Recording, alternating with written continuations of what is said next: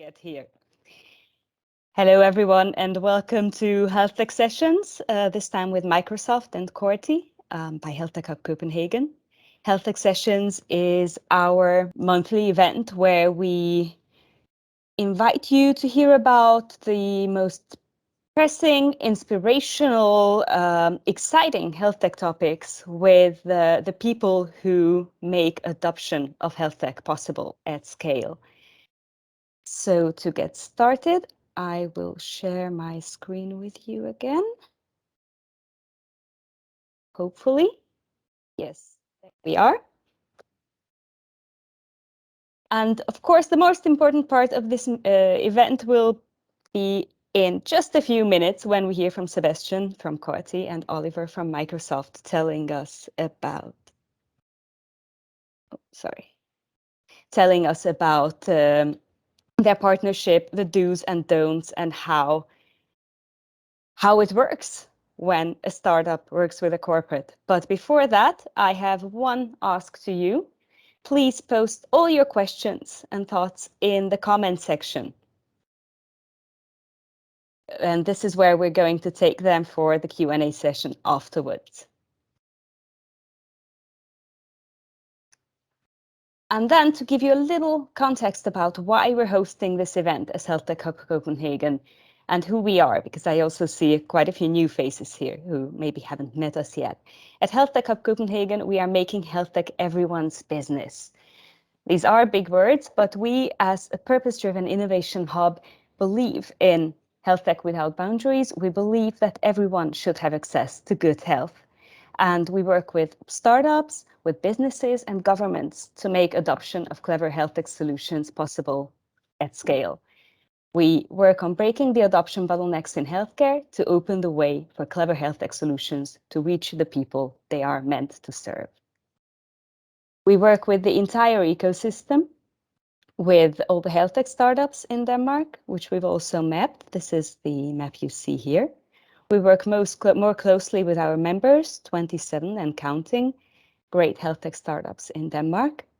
And we work with our partners, including tech partners like Microsoft, but also the healthcare ecosystem and other actors in the system. And then the best way to learn is to learn from a successful example. So this is where you come in, Oliver and Sebastian. Thank you so much for joining us today, and thank you for hopefully sharing a lot of wisdom with us in a bit on how to do this, and maybe even more importantly, how not to do this. Let's see. Sebastian, I think you're up first. Yep, I hope you guys can hear me all right. It's perfect. Perfect. Thank you so much, Annette, and thank you for inviting us to talk a little bit more about the partnership between Corti and Microsoft. It's kind of to start the conversation and the presentation. It's probably our longest running partnership at Corti, which is quite peculiar because, you know, we're a very small company. We're a scale up now, and Microsoft is a very, very large company. So it's an odd match in some aspects, but I'll try and kind of walk you through our aspect of collaborating with Microsoft and why it provides us so much value as a startup, especially to your point, Annette, that you also mentioned before, scale. This is one of the key aspects of this partnership for someone like us is to reach that level of scale that we can do on our own. So that's really one of the core things about this partnership is Microsoft really helps us to scale. So just to kind of get the conversation going here, I'm just gonna share with you a very quick agenda. So I'm just gonna tell you a little bit about Corti for those of you who don't know us, what we do, our technology, and then I'm gonna dive a little bit deeper into the collaboration with Microsoft, why it works really well, what we're doing together, and how we're kind of making sure that we continue down a good path together where it benefits both parties. So really quickly about Corti, we were founded in 2016 here in Copenhagen by two Danish guys, Lars and Andreas. Since then, a lot has happened. We've won a number of different awards. Obviously, those are the ones that we're now trying to kind of live up to in terms of the potential. A lot of our energy is right now being spent on really scaling. So we're in that scale up phase as a company since we last year secured our A round of funding. So that gives us a lot of new opportunities as a company to start scaling in the markets where we want to scale. For us, we have a very, very narrow industry view, which is primarily within health tech, obviously, but also taking it a little bit more narrow within emergency medical services, public safety. So that's really where we play at the moment. And this is what Corti is focused on, taking from the local solution. We have customers in Copenhagen and Sweden and in Scandinavia, and really taking that globally. And again, that's something that the partnership with Microsoft really allows us to do. So quickly about the Corti solution. Really what it's doing is that it's an AI solution. It's built on natural language processing technologies, AI modules. It's capable of listening in on patient conversations or patient interviews, as we say it. So a 112 call might be one of those types of conversations where there's a medical professional and a patient that are communicating with each other and trying to kind of get to the best assessment of if I'm a patient and I'm in distress, or if I have something that needs to be looked at from a medical point of view, what's the best outcome? What's the next best action for me as a patient when I call 112? So we listen to those calls, and then we assist the telecommunicators who are trying to advise whether they need an ambulance, whether they need to go to their general practitioner, whether they need to provide self-care to themselves. That's really what we are trying to do with the solution, trying to provide that second opinion to the medical professionals in terms of making sure that they get the right help needed. So technology essentially captures everything that happens in that call and analyzes all of those important details, and then it creates a feedback loop to those call takers that are trying to help those patients. So that's in essence what we're doing. If I had to visualize it, it very much looks something like this. A conversation starts, in this case a 911 call, and then Corti starts listening to the semantics, the dialogue, and the sounds, which is the non-dialogue. And then we have a big set of machine learning models that we've created from scratch that are doing a number of different things, but very specifically. So one of those could be the cardiac arrest detection algorithm that we have deployed in Copenhagen. So really listening to that call and seeing, does this sound like something I've heard before? In other words, have I been trained on listening for those types of calls to find a specific outcome, which could be a cardiac arrest. It could also be whether or not the telecommunicator is going down the right path of questions that they should be asking. What is the best question I can ask to get to the best assessment? Or it can even be the priority of the call. So there's a number of different machine learning models kind of running in the background, listening to what's going on, and then providing that as a feedback loop to the medical professional. So essentially, we're putting structure into that unstructured piece of data, which is an audio stream. And this is where you could say the collaboration with Microsoft makes a lot of sense for us, because we cannot do this at scale if we don't have access to a cloud, for example. So in this case, Microsoft as our partner and cloud provider allows us to deploy these very, very resource-consuming technologies, which are difficult to come by for a normal medical agency or an EMS agency, or it would take them a long time to get those computing resources. By having a cloud provider like Microsoft, we can deploy them really, really quickly to make sure that they get up and running as fast as possible. So that's one example of where we are collaborating to create value. That in turn also helps us scale, because if we are to spend, and this is what we've done in the many first years of existing as a company, we went out to Copenhagen EMS or to SOS Alarm in Sweden, and we said, okay, now we need to plan a deployment of this type of technology. What kind of service do you have available? Okay, you don't have enough. Now you need to order a lot of new servers, because to be able to deploy this type of technology and execute on this type of technology, it requires a lot of resources. So naturally, that becomes a very, very time-consuming exercise. Also, one of the other learnings that we've done as a company when engaging with the healthcare industry is that typically it also doesn't move as fast as we would like it to do in terms of just getting the right computing resources or making sure that it's set up in the right way. That can take a long time.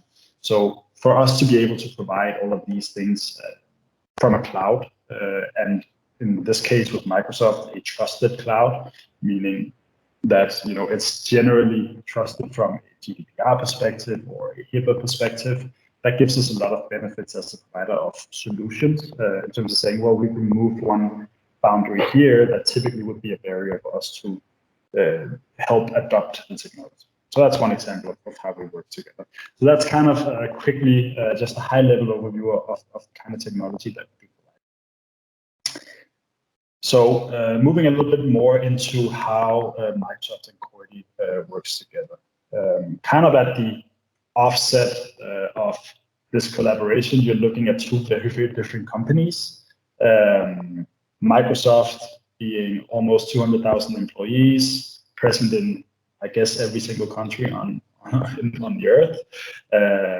Very large amount of revenue, second most valuable company in the world, more than 200 offerings available in their cloud. It's a really big company. And Corti is the opposite of that. We're a very small company. We're about 90 employees now. Back when we started the collaboration with Microsoft, I think we were about 30 employees, so even smaller. We don't have those kinds of revenues yet. We're venture capital funded as a company. We have a very, very narrow industry focus, and we don't have customers in as many countries as Microsoft has. We're still in the scale-up phase. We only have 3 market-ready solutions, and then we have about between 5 and 10 pilots and proof of concepts ongoing within the healthcare industry. So kind of looking at it from above, you could ask yourself, what's the value for these types of companies to work together? Microsoft, very, very large, has a very, very, you could say, large approach to which kind of customers they interact with. And Corti, well, we have a much more narrow approach. And I think the answer lies in that, the fact that Microsoft is geared towards the 85% of the Fortune 100 companies in the world, like the very largest companies. That's where we kind of fill in some gaps for Microsoft. And vice versa, Microsoft is capable of delivering technology that would take us years and years and years to develop. So we kind of match each other quite well in that sense, is that we go out and address a very, very specific industry with a market-ready solution. And Microsoft, on the other hand, a company that provides best-in-class technology. But to get it to work for the end user, probably someone needs to put it together in a way where it's designed for that end user's needs. So I think that's one of the examples of where we match really well. And then you could ask yourself, kind of like, where is it that Microsoft makes sense for someone like Corti? And it really goes back to the guiding principles of how we look at partnerships at Corti. We typically look at 5 key components when we decide whether an alliance is valuable for us to enter into. First of all, it should be critical to the success of our core business goal or objective. It should be critical to the development or maintenance of core competency or other source of competitive advantage. It should also create or maintain strategic choices for Corti. It should block a competitive threat or should mitigate significant risks to Corti. And I think Microsoft, as one of our many partnerships, achieves all of these goals at different levels. But I would definitely say if we look at component 2, development and maintenance of a core competency, that's where it really, really helps us move forward as a company, where we couldn't do it on our own. Again, we're really, really focused as a company on delivering solutions, meaning technologies that are, at the end of the day, market ready for the user that's intended to use it, meaning in public safety, it's the medical professional who's having that conversation with the patient. They don't want to sit there and have us develop a piece of technology that they themselves have to go and then design to fit their needs. Where we provide them value is coming with a best practice solution that is already ready for them to use when we install it. On the other hand, Microsoft really provides us that competency to go and deploy it. So in that sense, that's an area where they provide us a lot of value. So I would say all of these guiding principles Microsoft fulfills to some extent, and that helps us a lot as a company when we want to scale. And that's, you can say, the number one focus for a company of our size and our position right now is that we're able to scale. And that's where this alliance gives us a lot of benefits. And then you could also ask yourself, well, is Microsoft really then a competitor or an ally from Corti? And I guess you could answer that by looking at what is it that Microsoft and Corti are set out to do. So again, Microsoft works as a large enterprise technology provider, meaning they provide, in critical infrastructure such as a proven cloud. In this case, for us, it's really important that that cloud is living up to the regulations when it comes to data privacy, since we're dealing with very, very critical patient sensitive data. So that's one of the things where they're a really good ally for us. You could also say that Microsoft, on the other hand, also has that industry focus, really wanting to you could say move towards being more of an industry player. You can see that with their acquisition of Nuance, really, really interested in going into the health tech space as well and see a lot of value in that. But again, what we can provide to Microsoft is agility in terms of deploying solutions on their infrastructure. So market-ready solutions. We have, you could say, a much easier access, I think, being such a small company, to work with these types of customers in terms of getting access to their data. And again, working with AI, access to data is really, really important for us, since if we didn't have that, we couldn't train any machine learning algorithms. And typically where we see then the big players in the market, Microsoft, is that it's a little bit more difficult for them to convince a health tech customer or a healthcare customer to hand over the data. So that's one of the places where you can say, well, we're trying to get to the same point, but we're not really competing on the same terms. And actually teaming up as two companies makes a lot of sense for both companies and achieves a lot of objectives for both companies as well, even though we have that same market as our core market. So I would say in this case, at this stage of our life cycle and where Microsoft is, we are helping them really move fast in this industry. An example of that is a POC that we're doing with we say a private healthcare player in the Danish market. Microsoft really helping us to open the door, and Microsoft can do that because they already have the relationships. They have the trust, but what they don't have is necessarily the market-ready technology, and that's kind of where they then include us into that conversation for us to then go in and fill those gaps and say, okay, it's pretty much decided that this is going to be running on Microsoft technology or the Microsoft cloud. We need something that can do something very, very specifically in that workflow of that company, and that's where Corti comes into play and can kind of fill in those gaps. So in many sense, there are a lot of synergies. Even though we're addressing the same customers, we are much more of a solution-driven company in terms of providing those end solutions, where Microsoft are the overall technology provider, in this case on Microsoft Azure. And that helps us again a lot. Also, when we go to the US, which is a big focus for Corti, that's a place where we can work together again to figure out what are the key accounts that we should focus on working on together, where you can say it makes sense that you're the technology provider on the cloud and Corti is the solution provider with the end user solutions, and then again team up to make sure that we can bring those solutions to the market and make sure that they can be deployed and be deployed on the cloud and so forth. So in the end, I would say at this stage, we're very much allies. We're not really competing about the same things, even though we're in the same market.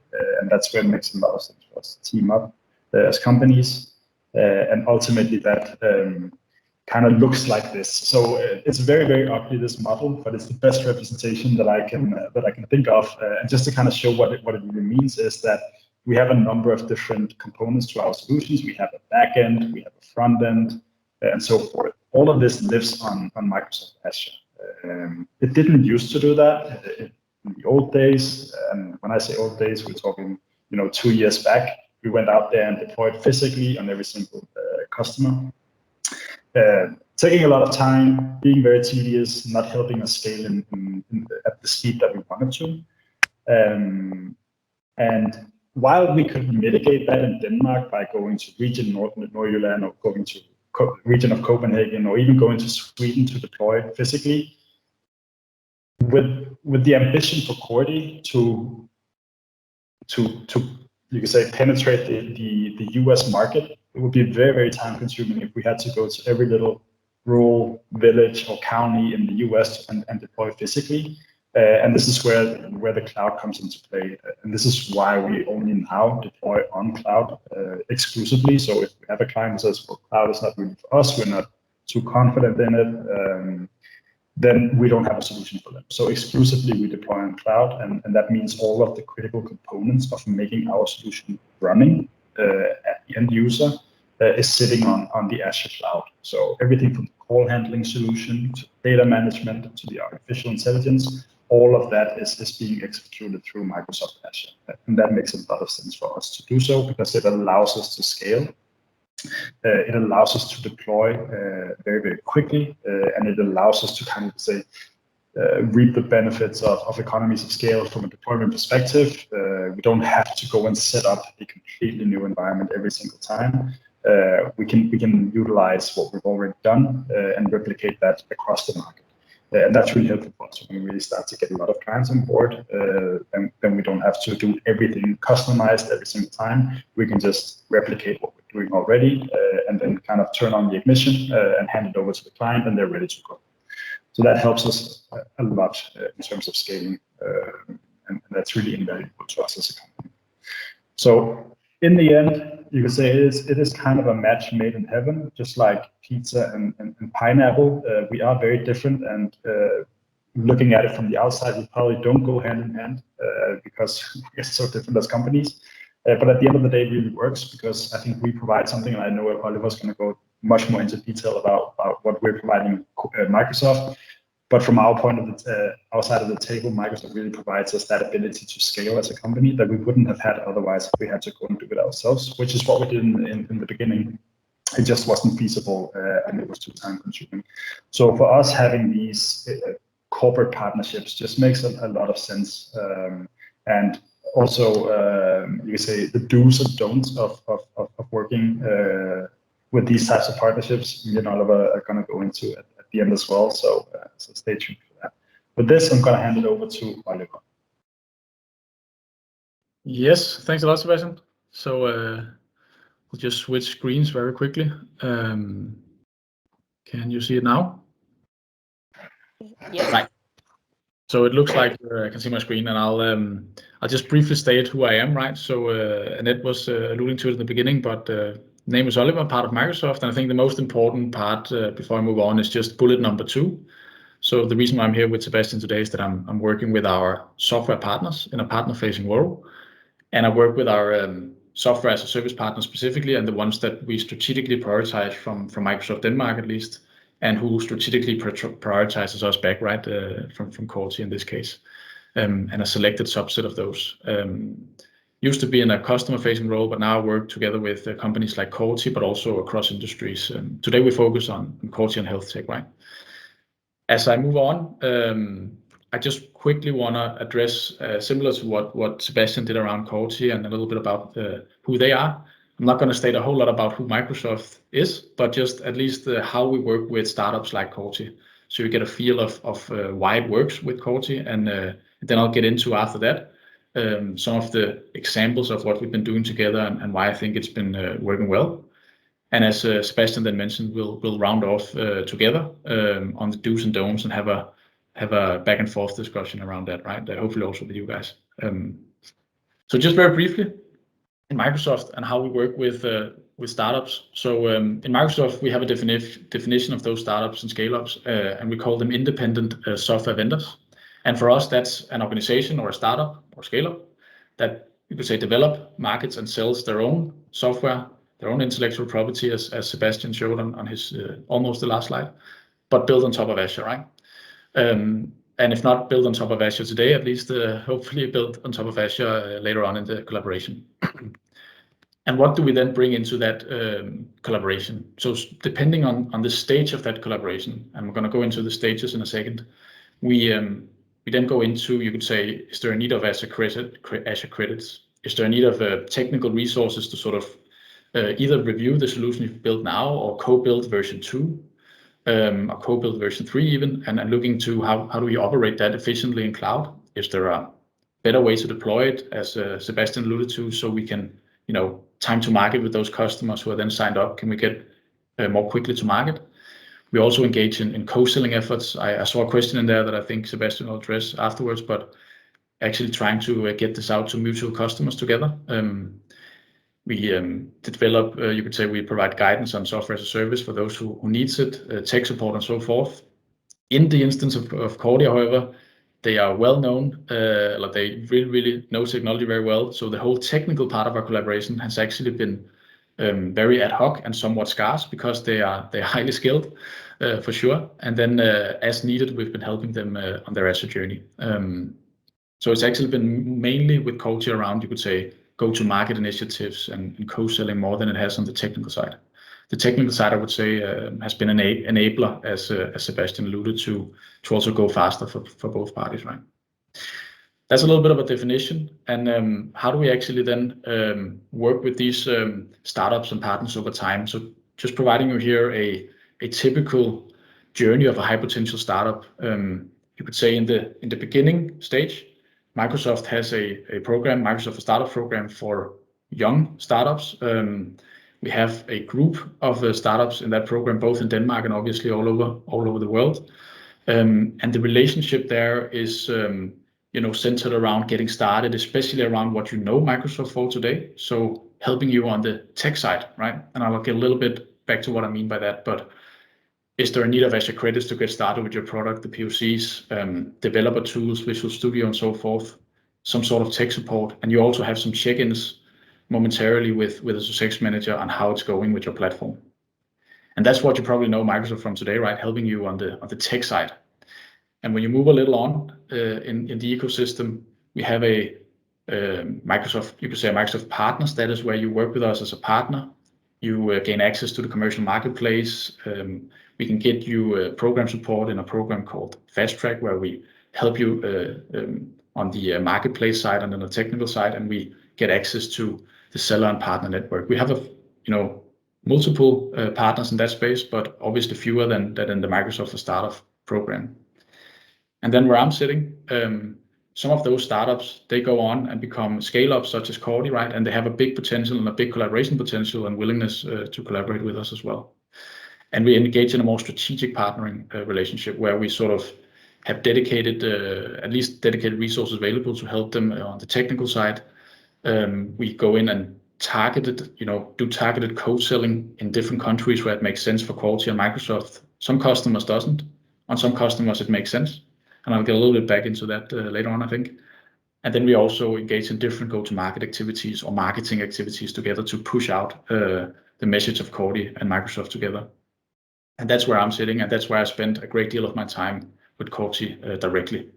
And actually the part of that story is that Corti started back in the Microsoft Startup Program, and you could say has been through this journey. And I think Sebastian mentioned it's been the longest partnership that they've had, which also alludes to this slide, because they've actually been through, you could say, the different parts of the Microsoft ecosystem about startups and partnering. And now we're at the furthest to the right, and do a lot of different activities together. And I'll get back to what that means in a second.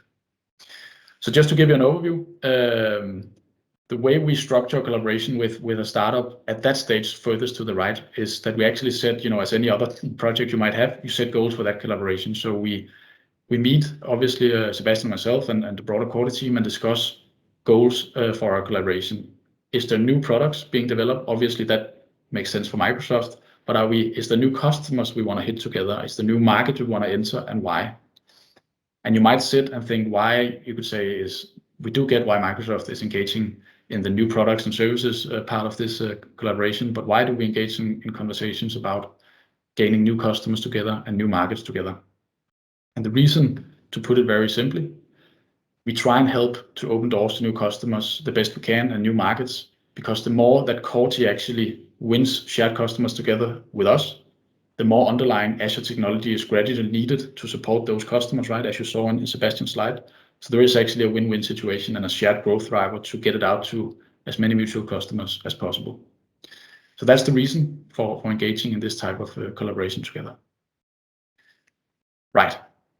So Corti and Microsoft, actually an iceberg slide, which is probably a little bit different from what you see normally, but the way I want to illustrate what we've been doing together and why it has been a success is through some of the examples, and I'll put them in the top here.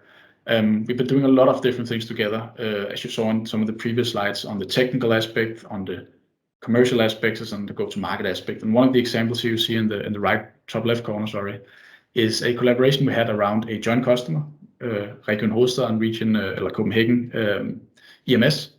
And we published this, and we worked on this together and published a joint story on our on Microsoft's official customer reference site. The link is in the slide here, right? And we actually promoted this story together, Corti and Microsoft, and wrote the article together with Region Copenhagen EMS as well, to get the message out there. And it's still there and it's still available, so we can also use it in our new engagements in different countries, right? And refer back to this joint story from time to time. So super strong activity and an example of how we work together. Another example is obviously the technical collaboration. As I mentioned, supporting Corti in the adoption of Azure, as they actually also went to, you could say, cloud-only deployments, and helped them in customer migration and enhancement of the products as needed. I would actually say that just a little anecdote, Corti is super skilled in the technology space, especially in the AI part. And they've been teaming up with some of our AI architects, and they've been matched, I would say, by Corti's expertise in that field for sure. So it's been, you could say, mainly on the broader cloud technology space that we've been supporting them, and not so much the AI due to Corti's expertise.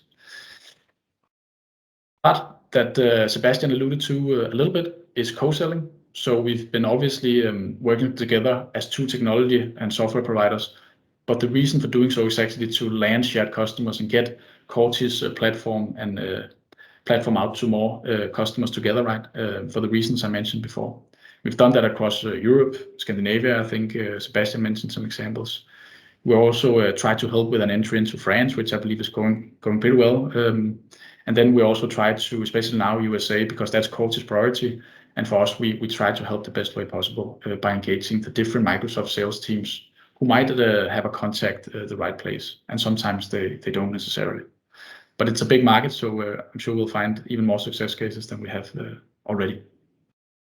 As a last example of the go-to-market activities, this little bracket I had before, which didn't say much, I just want to provide some examples. So I actually expect Corti to be featured on our global Azure.com site in February under AI cases. So if you log on to Azure.com, you'll see a lot of information about our cloud technology, and then you can scroll down to different categories. And we actually expect Corti to be featured here on the AI as such a strong case in February. As another example, the CEO will be speaker on one of our largest events, public events this year, the 21st of January, in Microsoft Denmark. So that's just some of the examples of how we sort of go to market together, you can say, and push out the message of our collaboration. Great. So that was a bit of the examples. I've actually brought in the do's and don'ts below the iceberg, because the tip of the iceberg, Sebastian, always seems more exciting.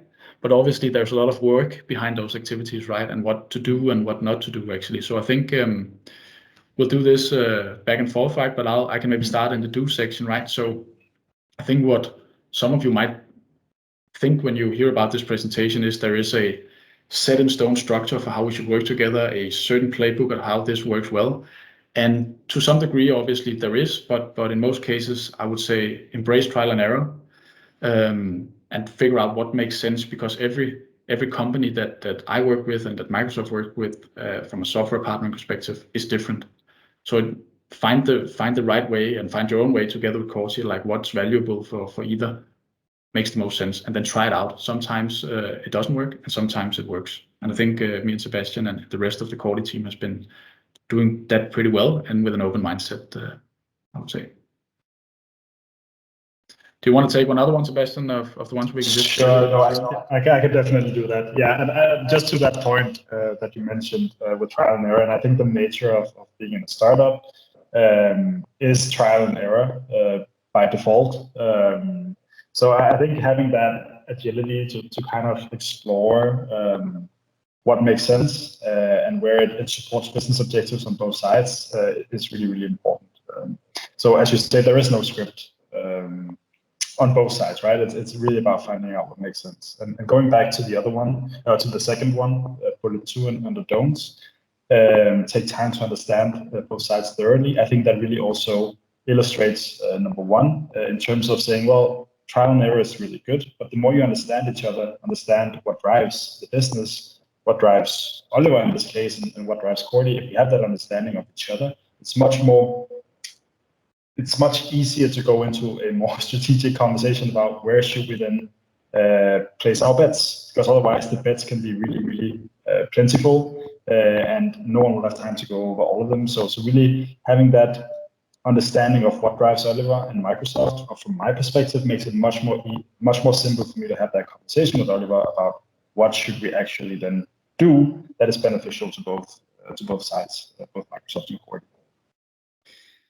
Yeah, and then I think one we really agreed on, number 3 here on the do's was prioritize the musts, because it also alludes a little bit to what Sebastian said on the number 2. We have some goals and objectives from Microsoft when we work with software partners. Corti has the same for their company, right? Find that, understand each other and find that equilibrium, and then also prioritize the musts, because there's so much stuff we could do together. We could, I think you have some good examples, Sebastian, also about technology. We could develop so many new different things together, but what makes sense to do right now and what brings value right now, and then create a roadmap for the rest of those initiatives, right? Definitely. Yeah. And that very much speaks to the first don't, right? So there's so many opportunities of collaborating. It could be in terms of technical collaboration, go-to-market activities, the ones that you already mentioned. Honestly, it's the other side of, if you don't understand each other very well, it's very easy to start forcing each other initiatives on each other. I know Microsoft we have so many opportunities to do things with Microsoft, so we could go and pick from the list, right? And Oliver could also come and drown us in initiatives that he thinks could be really exciting for us. But I think having that, again, joint understanding, common understanding, and the ability to prioritize and taking the time to understand both sides really makes it a lot easier to not overwhelm each other with initiatives that are more or less tied into our, you could say, strategic focus right now. And then maybe I can go on to don't number 2. So I think just very briefly on that, I think obviously when I say don't involve too many stakeholders, but enough, what we mean is that Corti and Microsoft, there's 2 companies and 2 entities, both from the chair that I'm sitting in, the team that I'm a part of, and Corti as a company, right? Needs obviously to be aligned on, we're doing this together, we're collaborating for these and these reasons, and it's a priority from both sides. But we don't necessarily have to, you could say, involve everyone from Corti every time we're doing an initiative, right? They need to be aware of how we're collaborating, but also to move faster, then involve the right amount of stakeholders, but not necessarily over-involved, right? Every time. And that goes back to Microsoft as well. Bring in the right resources, and that's a task in itself, I would say, Sebastian knows, right? Instead of bringing in everybody. Definitely. And going into the last don't, said with a little bit of a smile on the face, don't be fooled. The partnership still requires a lot of work on both ends. So I think the Corti perspective on that is, well, we could very easily think now we found the pot of gold at the end of the rainbow, now that Microsoft has, included us in their family, so to speak. But there is a lot of work in terms of, initiating initiatives, making sure that they stay on track, that they're tied together with what everyone else back in my organization are doing. If it's just me running around doing it, initiatives with Oliver, that might be fun, but if it isn't earmarked and you could say adopted by my colleagues, then it would never happen, right? So it takes a lot of work. It takes a lot of due diligence. It takes a lot of communication and collaboration to make sure that what we actually set off to do, and the opportunities are many, that they actually also become very, very concrete and tangible and are tied up to the objectives that we're already trying to pursue. So I would quickly just say, Oliver, before you take over, the way that I like to look at it is that Microsoft really allows us to accelerate on things that we couldn't accelerate as fast on by ourselves, whether that's technology, making sure that we can deploy fast, but also the whole aspect of opening doors to end users. That's where this provides us a lot of value. And I think just to provide something in return there on why is Microsoft outside of the stuff that I've already presented, engaging in this type of you could say collaborations. Well, we are obviously a large technology provider and software platform, and we do try to be industry relevant. Sebastian mentioned that as well, but we don't plan to, you could say, have these very, very specific offerings that helps in the way that Corti solution does right in the healthcare space. And we rather want to work with other software partners, enabling the same customers together, as Sebastian very well depicted. Like we have Microsoft, supporting with the technology, and then Corti actually bringing the intelligence on top with that specific segment and in that detail. And that makes us more relevant in the health tech space and healthcare sector for sure. So I think I have a few slides that just highlights where you can find more information, but I'll save them for a bit because I think it makes sense to stay on this one and open up for the questions that has already been raised maybe, and then start dialogue on new questions as well. Could be a good time now. That sounds like a perfect plan. I have a lot of questions and only some of them are about pizza and pineapple. I didn't expect us to get into such a religious conversation.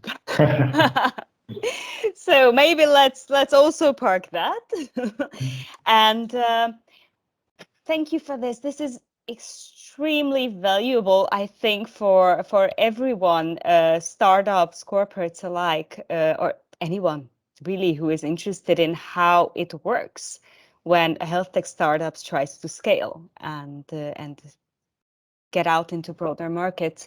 One thing I wanted to ask you, and we talked about this briefly earlier today, you can plan a lot of things, you can learn from good examples like yours, but there's always the unknown factors that you meet on the way. And I wanted to ask you both, and maybe I'll start with Sebastian and then Oliver, you can also answer. With your collaboration between Corti and Microsoft, what was the thing that surprised you the most with this, with working together? This can be something positive or something, or an issue you didn't expect would pop up. It's a really good question, and I think not only speaking for myself but also the company Corti as a whole. I think one of the first things that I was told by our CEO, who in turn had conversations with our investors, they said, we've had so many companies that we've invested in, and they've tried to collaborate with these global corporate technology companies, and it always is too time consuming. They don't know how to navigate it, and it just becomes kind of a disturbance in all the other things that needs to be done as a startup. And I think that's what surprised me the most, or the company Corti as a whole has been surprised by the most, is that it is actually possible to find that way of collaborating together. Obviously, it's very dependent also who you collaborate with, and I have to say Oliver has been an extraordinary counterpart for us at Microsoft. Also in terms of really getting those do's and don'ts really quickly, in terms of understanding what's the nature of a startup, right? So I think really getting to that point very quickly where we could demonstrate it is actually possible for a company of our size to collaborate with such a large company, where it makes sense and where it benefits and where it isn't just a lot of time spent on things that moves us forward. So I think that has been a very positive surprise.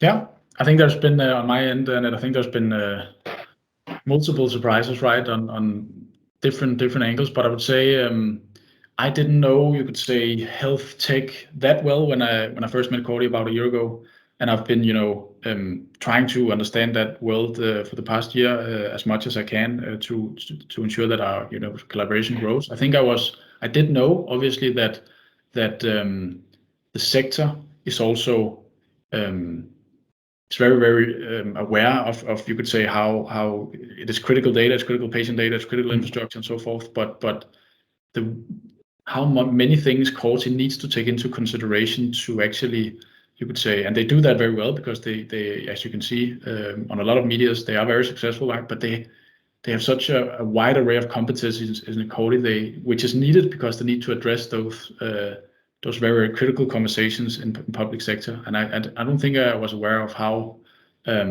vast a set of objections they might face, right? That they ultimately then successfully turn into a great customer relationship. But it is a challenging industry for sure, but also a very exciting industry when it works in terms of ultimately helping patients, right?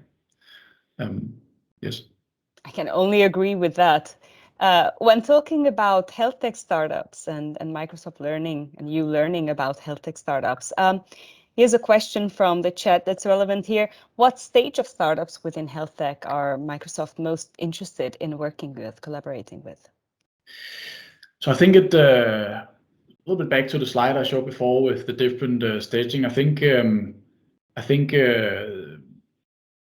most stages actually, I would say. So it just depends on where, and that's about navigating in Microsoft. And I understand that can be a task in itself, right? But it's about which you could say part of Microsoft makes sense for where you are right now. And I think obviously the whole co-selling part when you crack that, because that ain't easy as well. But obviously that's interesting for everybody. But it's also for Microsoft, but also for the startup in question. But I think that's for a later stage when you're matured a bit, because you do get a lot of activities behind the part of doing co-selling. There's a lot of activities that I would say is also time consuming and worth the time when you're at a stage where you really need to scale. But I think initially focus on the more you could say technical aspects. And I think to answer your question, that we have the Microsoft Startup Program for, you could say, a little bit more early stage startups, and then you could say a breadth program for when you evolve into the Microsoft ecosystem, and then when it's really taking off, as it's seen with Corti, not because of us, but because Corti is doing so well, then obviously we can do even more together, as I alluded to in the slide with, you could say, the three journeys, which was very simplified, but just to give an idea. And I have some information on the next slide on where you can get more about the Microsoft Startup Program and other initiatives actually that you can see. Perfect. And just to mention and to stay with the pineapple theme, one of my favorite Danish expressions, a bit of pineapple in its own juice. Just to mention, Health Tech Hub Copenhagen members can actually easily access the Microsoft for Startups program, right? We have a collaboration as well. That's it for pineapples. All right, let's have another question. Sebastian, if a startup has started their business on a non-Microsoft technology stack, how can you help them understand what it would take to move to Microsoft stack? I don't know if that's for me, Annette, maybe that's more for Oliver. Yes, I actually do agree. I think that's for Oliver again, sorry. Yeah. I think, but it's fair that you ask Sebastian, because it didn't start on a Microsoft stack, just so the process has been there, right? So there's a lot to be learned as well. I would say it really depends on, it gets very technical, but it kind of depends on how you deploy actually, I would say, and which technologies you use. It's always possible to get there, but obviously some technologies are easier to translate into a Microsoft world where there is a direct translation, just to keep it a little bit high level, and some of them needs a bit more work, and in many cases we're happy to support on that, and we have, you could say, I alluded to some programs before with some where we can provide some, you could say, it's called sparring in English as well, but some, helping you guide you through it. We cannot really code for you, but we can move your fingers along the keyboard, right, and how it could be done. Yeah, so I think that's the answer. Yeah, and just adding to that, Oliver, as you rightfully say, we didn't start on Microsoft Azure. Purely, from the point of our customers at the time, looking back 3-4 years ago, they just said, well, we are using this, so let's deploy here. And at that time, we didn't have that much of a point of view. But moving forward, as this collaboration became much more strategic for us, then obviously it was a matter of figuring out how do we then migrate those types of customers to Microsoft Azure.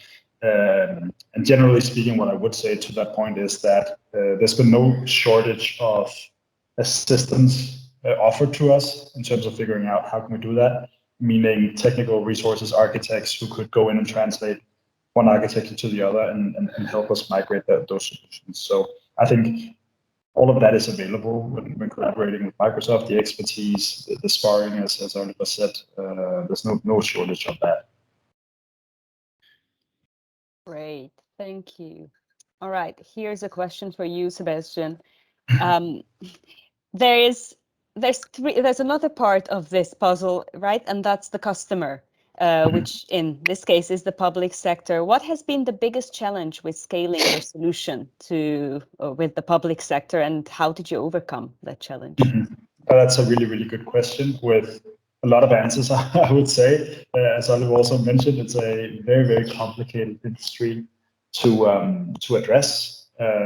First of all, I think all of us here on the call knows about the bureaucracy in public sector. We know how slow it moves as well in terms of innovation. So for us, what has been critical has been to find those evangelists in the industry that have embraced Corti, also when we were immature as a company, and who kind of believes in the dream of what we could be doing together from the technological point of view. So that's really planting the seed to scale. And once you have that, really understand this particular industry, what are typically the main barriers that we need to overcome? How can we systematize those in terms of the solutions that we provide to overcome them?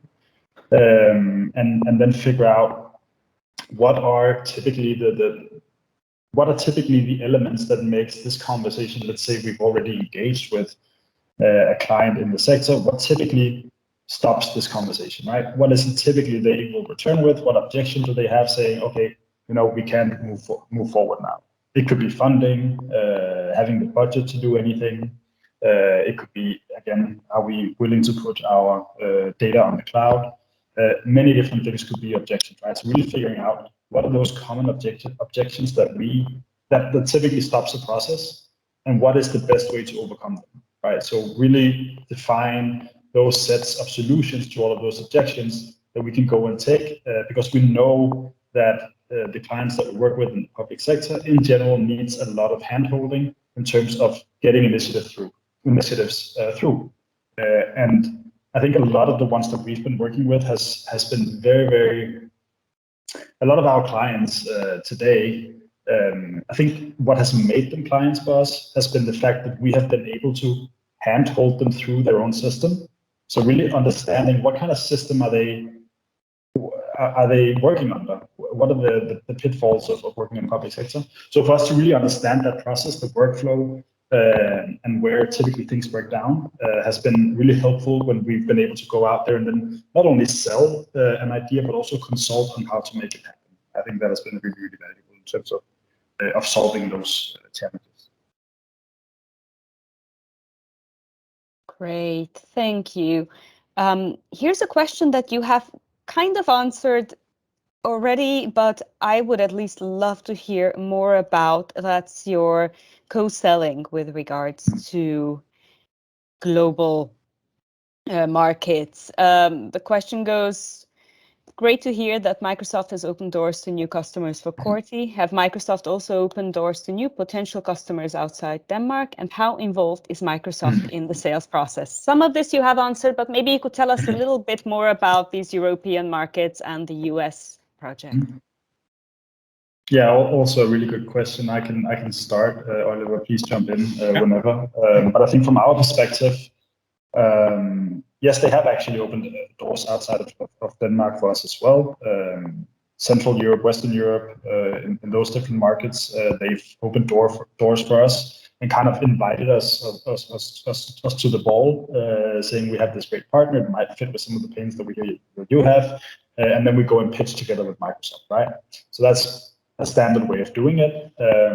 Again, going back to this first embrace trial and error, because a lot of it is also trial and error when you try to co-sell together. Really figuring out, do we actually have something that we can contribute with here? So we're doing that also in the US now, with quite a big focus on the US, and that's really the power of Microsoft for us as well, is that they're a global company and very, very, very present in the US, covering the entire country. So for me to go to Oliver and say, we have a big focus on Texas, as an example, who do you have there who are selling to the same market as us, where we can incentivize them to embrace our solution, and who do they work with today? Who are their clients? Are there anyone that matches the same list as what we're looking for? And then having Oliver open up the door to those colleagues of his in the US typically helps us get to the point where we can create a list of clients that we will go together, and then we start that sales process together. And how it then goes from there is a matter of temperament, and at the personal level, either we do it alone, knowing very well, and the rules are that it's deployed on Microsoft Azure, and then we have that level of trust in the collaboration, or we do it together. It can be both ways. So I think again there is trial and error, and very much down to personal preference. Yeah, and I think it's and it's not to say that the whole co-selling aspect is it's a big value for both, but it's not easy peasy for sure. So I would say, just as an example, right? So when I take the Texas example, if I reach out to my colleagues there, we still need Sebastian and I to make them aware of Corti if they don't know them already, obviously. Luckily, Corti is pretty shown on medias and so forth, and does a lot of good stuff. But we still need to persuade this team that they should, entrust their network with presenting Corti, right? The network that they have with the end customer, and luckily for that as well, Corti's story is super, super strong, and the results are super, super strong. So obviously it helps. What we've also experienced is that Corti, sometimes we have a different set of stakeholders, and what I mean by that is that we know a part of the organization and Corti knows another, and it's not always the right people we know at Microsoft.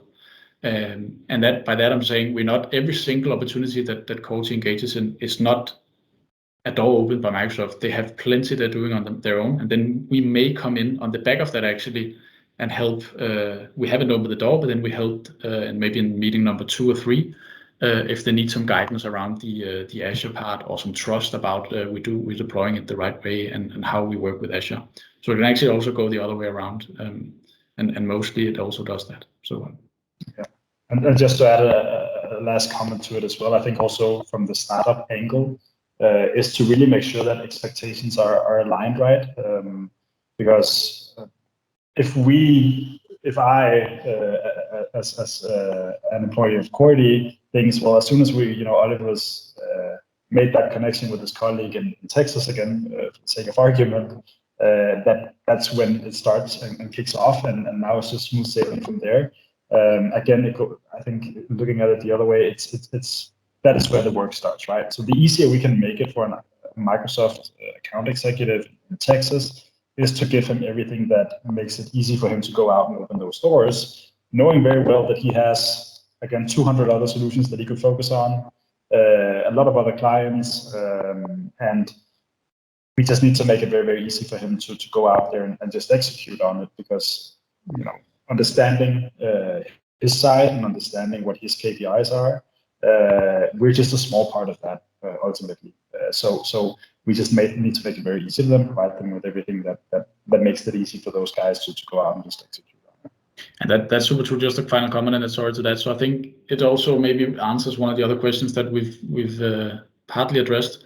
So where we've seen it be a sweet spot is also that, yes, that rep in Texas might have 200 other things to focus on, but most often Corti also, you could say, helps that person in USA to be more relevant with the end customer, because as again, Microsoft, we're a technology platform selling the underlying technology and providing the underlying technology. But if that colleague over in US can show some industry insights and highlight a platform like Corti that we have sort of given that person the ammunition to do so, right? That makes that person more industry relevant towards the customer, and that's sort of the sweet spot as well when they feel a need to actually engage in such a dialogue. Yes. Talking about customers, Sebastian, in percentage, how many of the potential new customers are ready to use Azure Cloud versus on-premise, and how fast is the move to the cloud for the EMS sector in general? Yeah, that's a really good question. I would like to say that 100% of the market should be ready to move to the cloud. That's purely me looking at it from the angle of there's nothing prohibiting them from doing it. Another issue is how mentally prepared are they for it, right? So again, that goes back to one of those areas of reaching scale is how can we help them with the right arguments so that doesn't become something that blocks a potential deployment. So that's also something we've been spending a lot of time on, and where Microsoft is also very helpful entering those conversations with domain expertise from the cloud, is to have those conversations to make sure that we satisfy the critique we would likely get from a customer who isn't mentally prepared to move to the cloud. Really get those arguments in order and make sure that that's as tight as it can be. So I think, again, doing the due diligence, making sure that we can handhold them through that process so that when we speak to the medical director of whatever EMS agency in the world, and they say, well, my IT told me we just can't do this because we don't work on the cloud, then really helping those, you could say, customer champions that are proposing Corti to the rest of the organization, helping them with the right arguments as to why it shouldn't be a problem. Just to add a comment, and I would say we've also experienced this as an anecdote, medical directors having that concern about Azure, back to the question, and then the organization is so big, so other parts of the organization, then Microsoft might have a cloud project running with IT or another part of the organization, and that sometimes eases, you could say, the concern with that medical director, and sometimes they still need a lot of help, because even though that a whole different part of the organization is using Azure, that doesn't mean that they're necessarily willing to write yet, at least. So it depends, I would say, on the city, county, state. Yeah. And just to there was a second part to your question as well, and I'm going to ask about that, but I just wanted to make this comment as well. And I think it speaks to how much we believe as a company, as a scale up, that cloud is the only way forward, and that is that we won't enter into an agreement with a customer if they require on-premise. It's simply going against our business model, and if we start doing that, then we cannot scale as fast as we want to. So we're very, very insistent on moving our customers to the cloud, even though they don't have any experience with it or having done it before. We make it very easy for them, both from a legal point of view, but also from a technology point of view, to get to that point where they can very, very quickly adopt our solutions on the cloud. And I believe you had a second part to that question as well. It was, how fast is the move to the cloud for the EMS sector? Yeah, so very good question. And I think it can be as fast as what they're trying to achieve, right? In our case, we're selling a business-ready solution, meaning minimum customization. It's ready to go as it comes. So for us, it's a cloud deployment is very, very quick to any given customer. The application is already sitting on the cloud, so it's a matter of us, you could say, providing the right passwords to the right people in the organization, them having signed the contract, and then we can kind of give them the keys to that solution, and then they're up and running. So that's a very simple answer. Obviously, there's a bit of data integration and so forth, but we typically make that work quite easy. So I think the move to the cloud for them is quite simple. In our case, because they simply just have to accept the fact that this solution that they're buying into is delivered on the cloud. They don't have to do anything on their own to make sure that happens. Great, thank you. All right, let's see what more we have here. Okay, now we're going really technical. Great example about selling in Texas. Can you tell a Microsoft sales rep that if they sell Corti to their customer, the customer will use approximately such an amount of Azure, For example, based on existing customers, can you estimate how much Azure consumption a new customer will have? Yes, I think that's. I don't know if I think Texas was just mentioned for the sake of the example, but yes, that's obviously part of.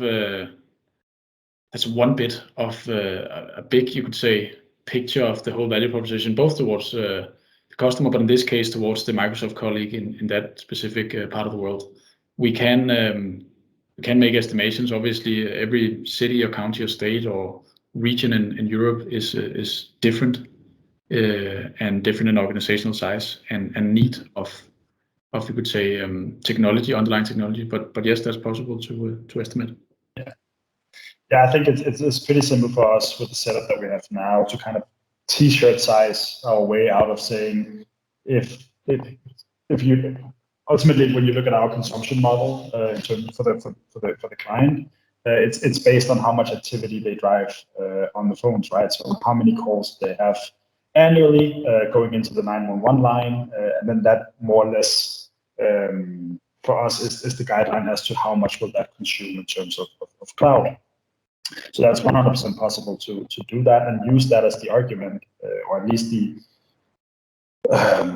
selling point for the Microsoft account executive to say, well, not only do you get incentivized on selling Corti as part of the partnership agreement we have today, you also actually you retain quota based in terms of Azure consumption for your end clients, and that's another great selling point as well.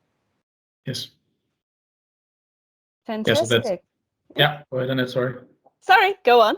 No, I think Sebastian answered it very well. We have other ways of incentivizing our global sellers with certified partner solutions, but that it becomes very technical, right? But there is a way to, you could say, certify certain partner solutions to also provide further incentives for sellers, and that obviously helps the dialogue, and that has been in place for a while with Corti, but still, right?